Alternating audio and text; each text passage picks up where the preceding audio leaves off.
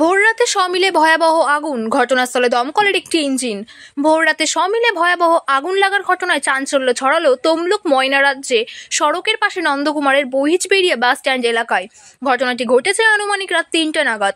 পাশাপাশি বস্তি বাড়ি থাকায় আতঙ্কিত হয়ে পড়ে স্থানীয়রা। প্রথমে ঘটনাস্থলে পৌঁছায় নন্দকুমার থানার পুলিশ, পরে তমলুক থেকে দমকলের একটি ইঞ্জিন আসায় প্রায় ৩০ থেকে ৪০ মিনিট দমকল কর্মীদের চেষ্টায় আগুন নিয়ন্ত্রণে আসে। দমকলের জলের সংকট থাকায় তমলুক ময়নারাজ্য সড়কের পাশে খাল থেকে পাম্প চালিয়ে জল নেওয়া দীর্ঘ সময় যান চলাচল বন্ধ থাকায় যানজটের সৃষ্টি হয়।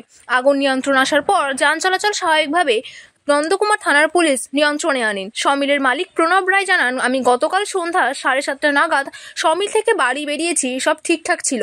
কেউ বা কারা হিংসা করে আগুন লাগিয়েছে। প্রায় 3 লক্ষ টাকার ক্ষয়ক্ষতি হয়েছে, এমনটাই জানান সমিলের মালিক।